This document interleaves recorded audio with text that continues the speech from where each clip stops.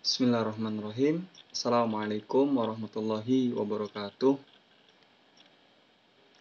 Alhamdulillahirrahmanirrahim. Sebelum kita mulai pembelajaran pada pagi hari ini, mari kita awali dengan baca doa bersama. Bismillahirrahmanirrahim. Raditu billahi robba wa bil islami dina wa bi muhammadin nabiyya wa rasula. Rabbi zidni ilma warzuqni fahma. Amin ya rabbal alamin. Oke, sebelum Bapak mulai, Bapak absen dulu ya. Yang pertama, Akmal Dwi Fianto. Oke. Kedua, Alexa Farai Ramadina. Oke. Yang ketiga, Angelin Marcelina. Oke.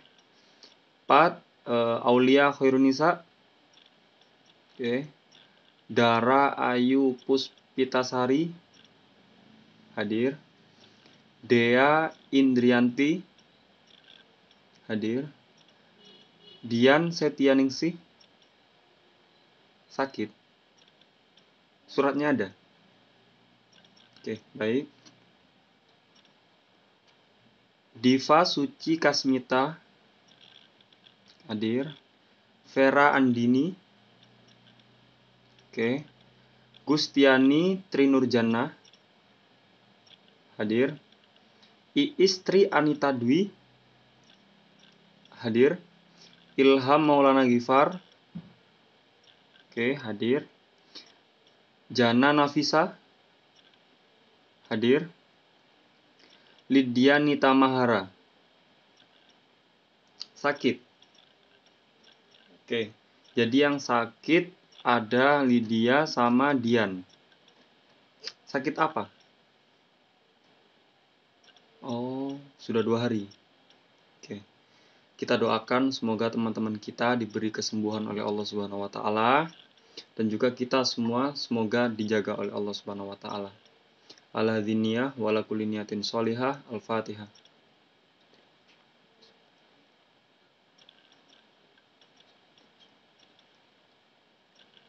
Amin.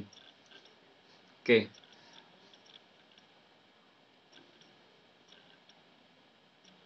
Baik, coba kita dibuka buku paket belajar BSE kurikulum 2013. Sudah punya semua ya, yang edisi revisi terbaru. Silakan.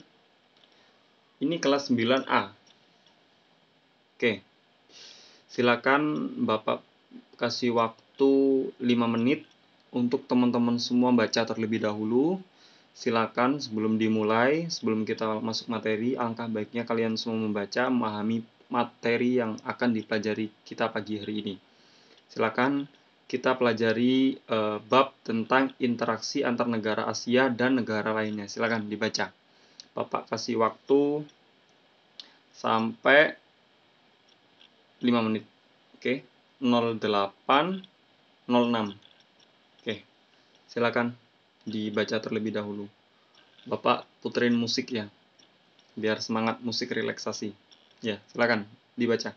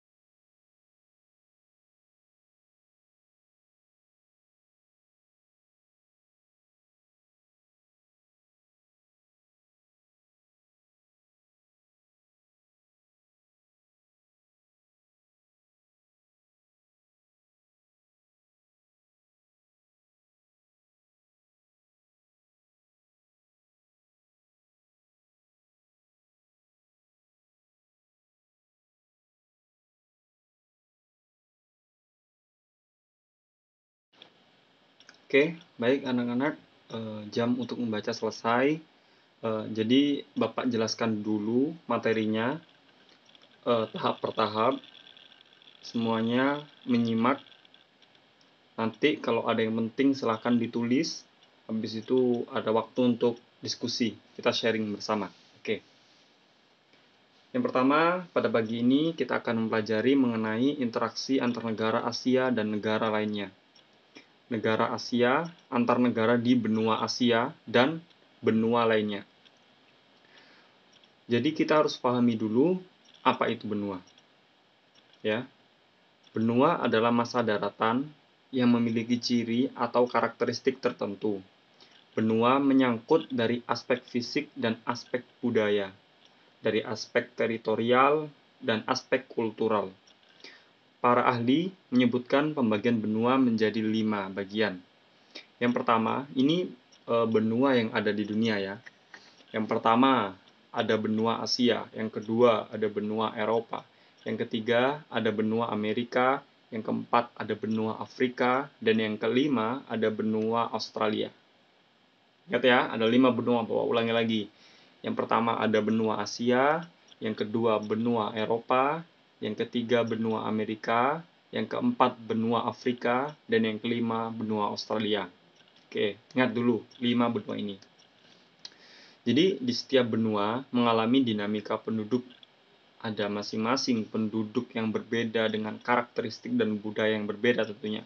Terjadi perubahan keadaan penduduk karena faktor kelahiran, faktor kematian, dan perpindahan penduduk. Jadi di setiap negara memiliki evaluasi yang berbeda, memiliki data yang berbeda pula. Jadi dari jumlah penduduk, dari luasan wilayah, jadi benua itu berbeda-bedanya di situ. Benua Asia sendiri terletak di 26 derajat bujur timur dan 11 derajat lintang selatan, sampai rentang 80 derajat lintang utara. Luasnya mencapai 44 juta kilometer persegi. Benua Asia terbagi menjadi 6 region, 6 daerah, yaitu Asia Barat atau Asia Barat Daya, Asia Timur Tengah kalau orang bilang. Yang kedua ada Asia Tengah, yang ketiga ada Asia Timur, yang keempat ada Asia Selatan, dan yang kelima Asia Tenggara, dan yang terakhir bagian Rusia. Jadi benua Asia ada 5. Oke, bawa ulangi lagi. Ada Asia Barat atau Asia Timur Tengah, ada Asia Tengah, Asia Timur, Asia Selatan, Asia Tenggara, dan Asia Rusia. Ada berapa? 6. Oke, baik. Benua Amerika. Jadi, benua Amerika disebut dengan benua merah. Terletak pada 170 derajat BT sampai 35 derajat BB dan 83 derajat lintang utara sampai 55 derajat lintang selatan. Luas benua Amerika mencapai 42.570.100 km persegi. Jadi luasannya lebih kecil ya dibanding Asia tadi. Kalau Asia tadi kan 44 juta kilometer persegi. Dari Amerika ini terbagi menjadi 4 region, 4 wilayah. Yakni yang pertama Amerika Selatan. Yang kedua ada Amerika Utara. Yang ketiga Amerika Tengah. Yang keempat Kepulauan Karibia yang terletak di sekitar Amerika bagian tengah. Jadi ada 4. Oke, Bapak ulangi lagi. Ada Amerika Selatan, Amerika Utara, Amerika Tengah, dan Kepulauan Karibia. Oke. Selanjutnya ada benua Eropa. Asia, Amerika, sekarang benua Eropa. Benua Eropa dijuluki dengan benua biru. Kenapa, ada yang tahu? Ya, Francisca? Iya, benar sekali. Karena penduduknya memiliki bola mata yang berwarna biru. Oke, ini karena faktor genetik tentunya. Dan banyak bangsawan darah biru, jadi banyak keturunan kerajaan dari benua Eropa ini. Luas benua Eropa mencapai 10.355.000 km persegi. Ini lebih sempit ya, lebih kecil dibandingkan benua sebelumnya. Eropa terbagi menjadi 4 region atau 4 wilayah. Eropa Barat, Eropa Timur, Selatan, dan Eropa Utara. Benua Eropa terletak pada garis koordinat 9 derajat BB, 60 derajat BT, 35 derajat LU, 80 derajat LU. Oke. Jadi ingat tadi ya, ada benua Asia, benua Amerika, benua Asia, Eropa. Yang kelima ada benua Afrika, disebut benua hitam. Oke, ada yang tahu faktanya kenapa kok disebut benua hitam? Oke. Salah. Yang lain mungkin ada yang bisa menambahi? Ya.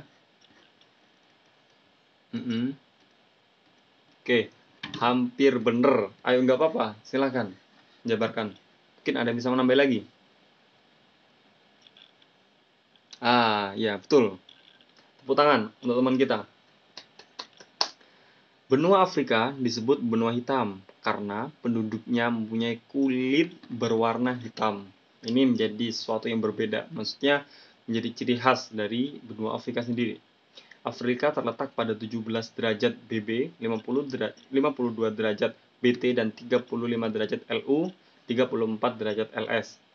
Itu Bapak jelasin koordinat ya, salah koordinat wilayah benuanya. Luas wilayah benua Afrika ini mencapai 30.290.000. Ini lebih besar daripada benua Eropa sebelumnya. Benua Afrika ini terbagi menjadi 5 wilayah, 5 region. Yang pertama Afrika Timur, Afrika Utara, Afrika Selatan, dan Afrika Tengah. Ada juga Afrika Barat, ada 5. Oke. Selanjutnya, Bapak akan menjelaskan benua Australia. Benua Australia terletak pada 113 bujur timur, 155 derajat BT, 10 LS, 43 LS. Koordinat.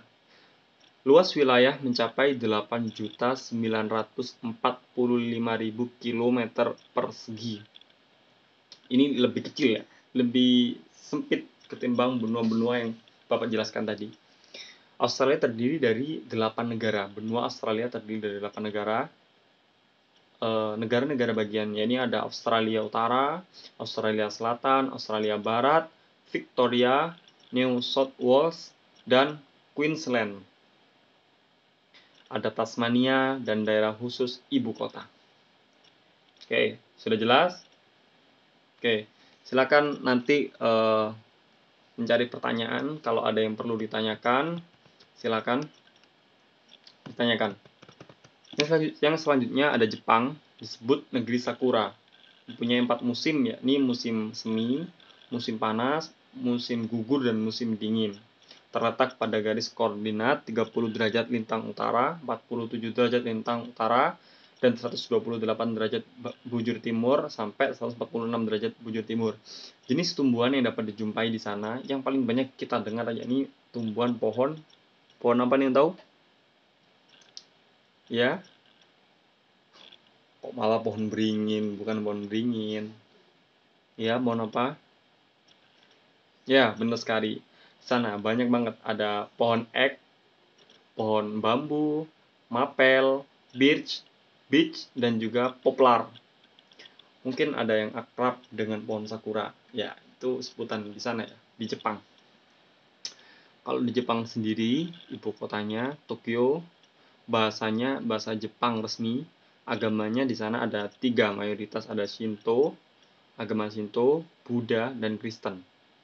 Pemerintahan di Jepang ini adalah kerajaan dan juga konstitusional. Kepala negaranya adalah kaisar. Kepala negaranya juga kaisar. Ada juga perdana menteri di sana. Dan mata uangnya ada yang tahu? Bukan dolar. Ya. Bukan euro.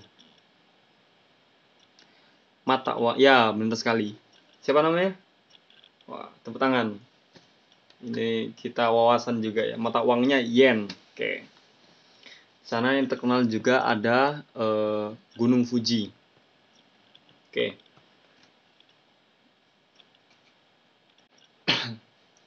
Oke, Bapak lanjutkan.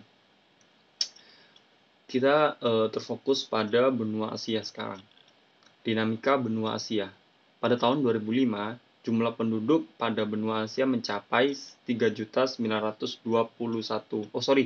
miliar 921 jiwa, bertambah menjadi 4 miliar 397 juta jiwa pada tahun 2015. Berarti penduduk Asia ini bertambah 476 jiwa dalam kurun waktu 10 tahun. Benua Asia terdiri atas 3 ras utama, yakni ras Mongoloid, ras Kaukasoid, dan ras Negroid. Oke. Penduduk Asia memiliki kualitas yang dapat dilihat dengan menggunakan Human Development Index atau HDI, atau juga kita kenal dengan Indeks Pembangunan Manusia, IPM. Human Development Index (HDI) merupakan gabungan dari indikator angka harapan hidup sejak lahir, life expectancy at birth, pendidikan, dan pendapatan per kapita. Dinamika penduduk Amerika sekarang. Pada tahun 2005, jumlah penduduk Amerika mencapai 888 juta jiwa. Sedangkan pada tahun 2015 mencapai 987 juta jiwa. Berarti terjadi pertambahan sekitar 99 juta jiwa dalam kurun waktu 10 tahun juga. Komposisi penduduk Amerika berdasarkan usia sebesar 24% berusia kurang dari 15 tahun dan sekitar 10% berusia lebih dari 65 tahun. Jadi di sana banyak remajanya. Penduduk asli Amerika adalah suku Indian dan Eskimo. Ya, ada yang pernah lihat ya? Oke. Penduduk pedagang terdiri atas 3 ras, yakni ras Negroid, ras Afrika, Mongolia, dan ras Asia. Dan juga ada ras Kaukasoid yang berkulit putih dari Eropa.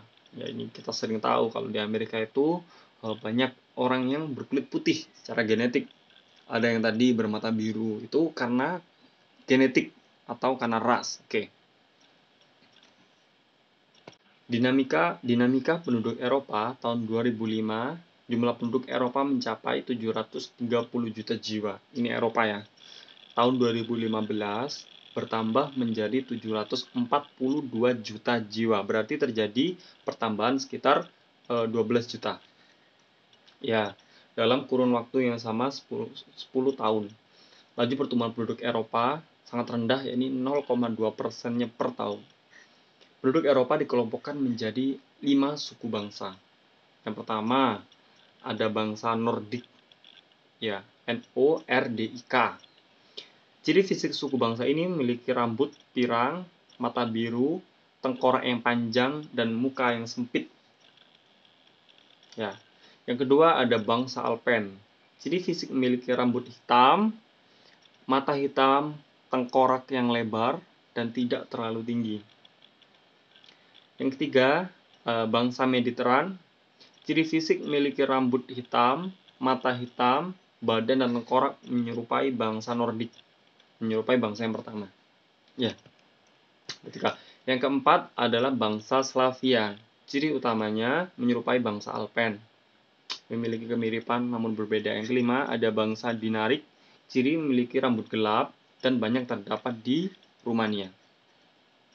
Dinamika penduduk Afrika sekarang. Pada tahun 2015, penduduk Afrika memiliki 1.171 jiwa. Ini lumayan banyak ya.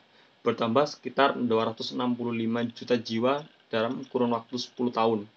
Pada tahun 2005 yang berjumlah 906 juta jiwa. Laju pertumbuhan di Afrika sangat-sangat tinggi, yaitu 2,5% per tahun. Dinamika penduduk Australia sekarang. Tahun 2015, penduduk Australia mencapai 23.900.000 jiwa. Tahun 2005, jumlah penduduknya mencapai 20.400.000 jiwa, terjadi penambahan sebesar 3.500.000 jiwa dalam kurun waktu 10 tahun. Sekitar 92% penduduk Australia adalah bangsa berkulit putih, ras Kaukasoid. Oke, selebihnya adalah dari Asia 7% dan juga dari aborigin 1%. Oke, paham ya? Silakan ini Bapak jelaskan dulu, nanti dari teman-teman silakan menanyakan. Selanjutnya pembahasan Bapak sebelum Bapak ke belakang ya. Bapak izin dulu sebentar. Ada dampak interaksi desa kota, yaitu yang pertama, mata pencaharian. Yang awalnya pertanian berkembang menjadi industri dan memanfaatkan hasil pertanian. Yang kedua, meningkatnya produktivitas pertanian dan adanya teknologi tepat guna atau cara bertani yang lebih maju. Yang ketiga, ada sarana transportasi antara desa dan kota yang semakin baik. Yang keempat, adanya budaya kota yang biasanya masuk ke desa, baik dalam cara berpakaian, cara berkomunikasi, bahasa seni, dan sebagainya. Yang kelima, berkembangnya media massa.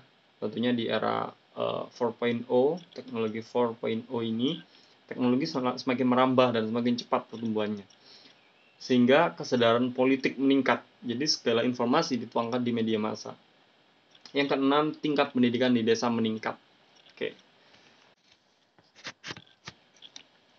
Selanjutnya, interaksi keruangan antar kota dan desa membawa pengaruh, yaitu ada 3 poin ini Bapak sebutkan. Yang pertama, secara ekonomi, kota memperoleh sumber daya dari desa, yakni berupa SDM, sumber daya manusia, berupa juga pekerjaan, dan sumber daya alam berupa hasil pertanian, hasil pertambangan, masih banyak lagi. Jadi di kota, kita sering tahu bahwa karena di kota ini kota yang produktif, tempat atau wilayah yang produktif, dan dari situ biasanya mengambil buruh atau pekerja dari desa, mengambil hasil pertanian dari desa, pertambangan dari desa, karena di kota sendiri dari teritori atau wilayahnya juga tidak mumpuni ya, tidak cukup lah katakan untuk berkebun, untuk bertani, karena di kota lebih cenderung gedung-gedung bertingkat, kantor, alun-alun, taman kota. Ada yang lagi nambahkan, ya stadion, ada taman bermain dan banyak lagi. Jadi di kota cenderung tidak terfokus pada pertanian, perkebunan, bahkan pertambangan. Jadi biasanya mengambil dari desa. Yang kedua, poin kedua, ada penduduk desa yang bekerja di kota sebagian tidak menjadi penduduk kota yang sukses dan sebagian menimbulkan masalah kemiskinan di kota yang terdampak dan sehingga bermukim di permukiman kuno, di permukiman kumuh. Ini banyak ya kita lihat di berita-berita. Ini sedikit poin ini sedikit menjadi hal yang negatif atau ancaman bagi penduduk kota. Sebenarnya hal seperti ini harus cepat ditanganin oleh pemerintah setempat.